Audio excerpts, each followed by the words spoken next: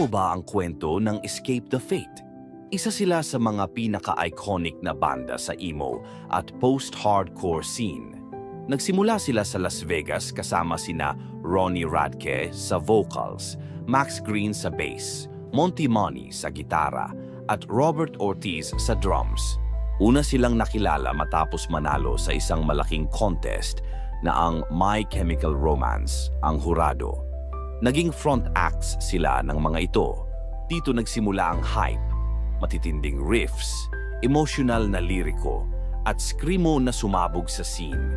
Si Ronnie Radke, original vocalist, ay na-involve sa isang bar fight kung saan may namatay.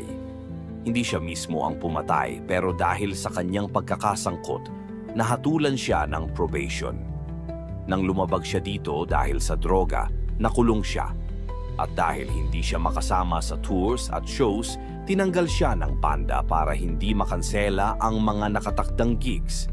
At eto na ang wild part. May mga shows pa rin kailangang ituloy. Si Craig Mabit, na vocalist pa ng ibang banda, aksidenteng na-text ang manager ng ETF.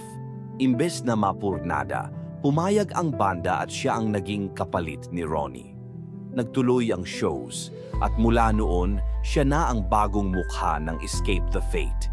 Isang wrong text na naging right destiny. Ang tunog ng banda ay kombinasyon ng post-hardcore, metalcore, screamo at emo. May halong matitinding breakdowns at catchy hooks na parehong swak para sa emotional at sa mga gusto lang mag-headbang. Narito ang mga sikat nilang albums. Dying is Your Latest Fashion, naglatag ng raw emo / post-hardcore energy. This War is Ours, unang album kasama si Craig, fresh na direksyon. Ungrateful, dito nanggaling ang mega hit na One for the Money. Out of the Shadows, latest album, proof na buhay at matibay pa rin sila hanggang ngayon. Ang present members, Craig Mabit, vocals, Robert Ortiz, drums, TJ Bell, rhythm guitar, Eric Jensen, bass, at Matty Hoffman, lead guitar.